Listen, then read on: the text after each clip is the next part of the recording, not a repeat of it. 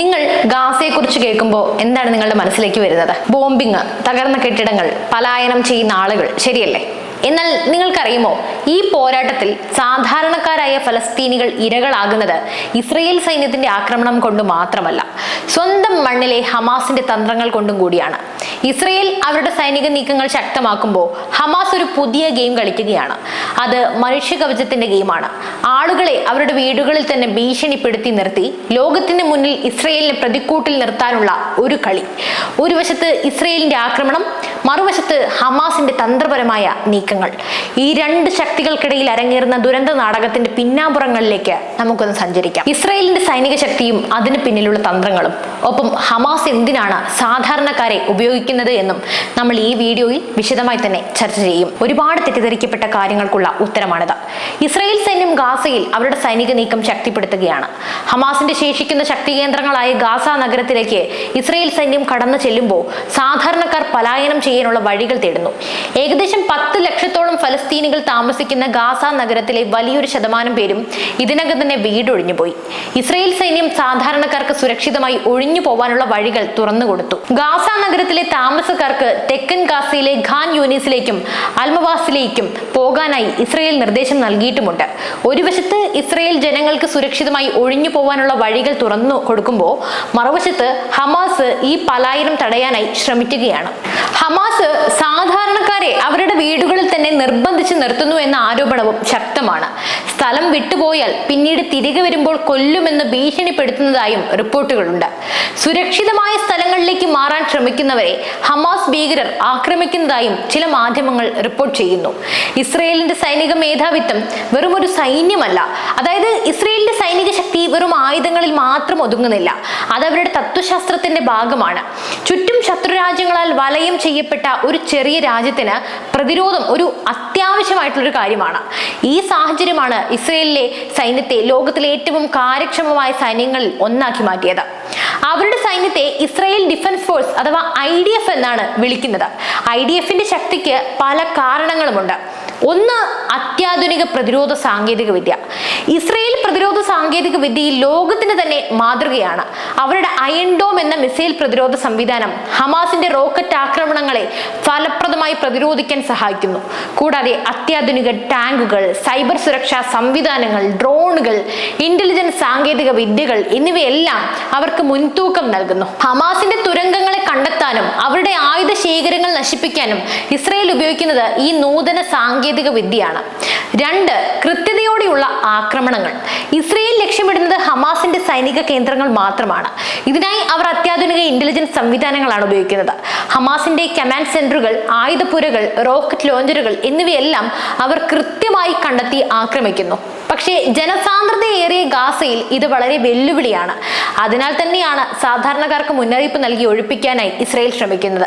Israel സൈന്യം കഴിഞ്ഞ ദിവസങ്ങളിൽ ഹമാസ് ഉപയോഗിച്ചിരുന്ന ഉയർന്ന കെട്ടിടങ്ങൾ ഉൾപ്പെടെ 500-ലധികം സൈനിക ലക്ഷ്യങ്ങൾ ആക്രമിച്ച് തകർത്തു.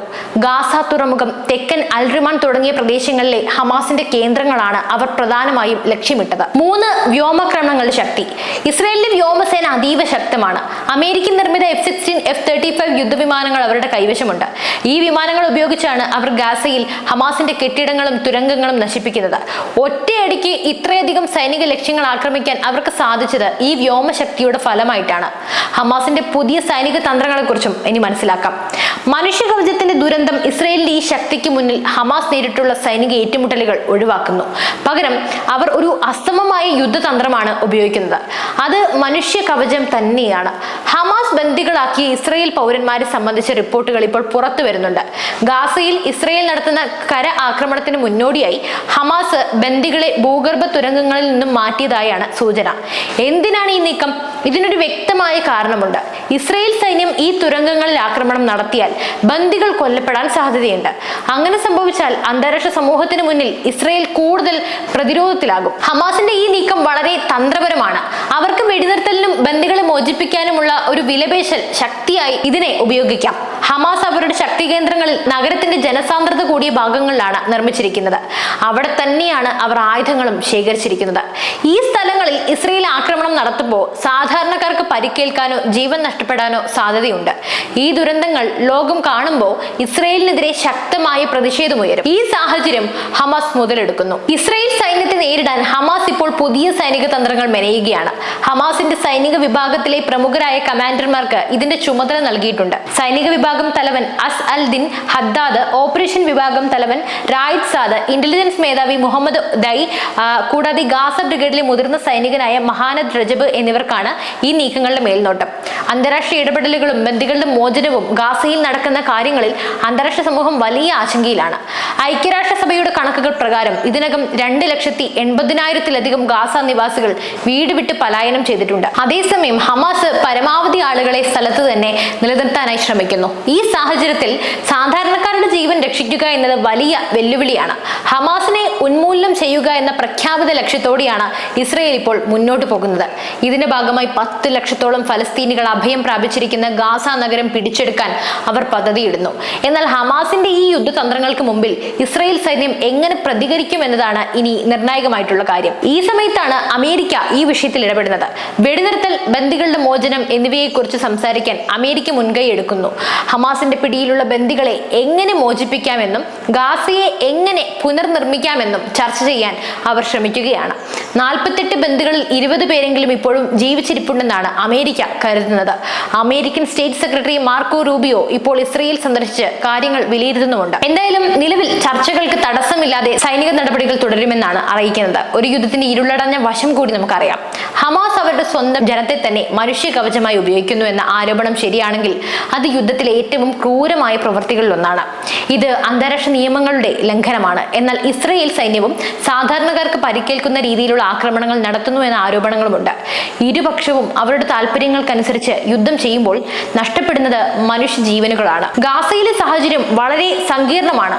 ഒരു വശത്ത് ഇസ്രയേലിന്റെ സൈനിക നീക്കങ്ങൾ, മറുവശത്ത് ഹമാസിന്റെ മനുഷ്യ കവച തന്ത്രം. ഈ രണ്ട് ശക്തികൾക്കുമിടയിൽ സാധാരണക്കാർ ഞെരുങ്ങിപ്പോകുന്നു. ലോകം ഇതിനെ നോക്കിക്കാണുന്നത് രണ്ട് വ്യത്യസ്ത കോണുകളിലൂടെയാണ്.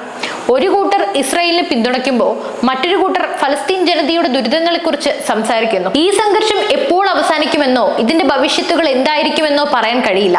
പക്ഷേ ഒരു കാര്യം വ്യക്തമാണ്, ഗാസയിലെ ജനങ്ങൾ ഒരു പ്രതിസന്ധി ഘട്ടത്തിലൂടെയാണ്, വളരെ വലിയൊരു പ്രതിസന്ധി ഘട്ടത്തിലൂടെയാണ് കടന്നു പോകുന്നത്. അതിൽ നിന്നും അവരെ രക്ഷിക്കാൻ ആഗോള സമൂഹം മുന്നോട്ട് വരേണ്ടതുണ്ട്. ഇസ്രായേലിന്റെ സൈനിക ശക്തിയെക്കുറിച്ചും ഹമാസിന്റെ തന്ത്രങ്ങളെക്കുറിച്ചും കൂടി പരിശോധിക്കുമ്പോൾ നിങ്ങൾക്കിപ്പോൾ വ്യക്തമായ ധാരണ ലഭിച്ചിട്ടുണ്ടെന്നാണ് ഞാൻ കരുതുന്നത്. അപ്പോൾ ഈ വിഷയത്തെക്കുറിച്ച് നിങ്ങൾക്ക് എന്താണ് പറയാനുള്ളത്? ഹമാസിന്റെ തന്ത്രങ്ങളെക്കുറിച്ചും അതുപോലെ തന്നെ ഇസ്രായേലിന്റെ നീക്കങ്ങളെക്കുറിച്ചും നിങ്ങളുടെ അഭിപ്രായങ്ങൾ എന്താണ്? തീർച്ചയായും നിങ്ങളുടെ അഭിപ്രായങ്ങൾ താഴെ കമന്റ് ചെയ്യുക. പുതിയ വാർത്തകളും വിവരങ്ങളുമായി അടുത്ത വീഡിയോയിൽ കാണും വരെ നന്ദി. News desk IBN Malayalam.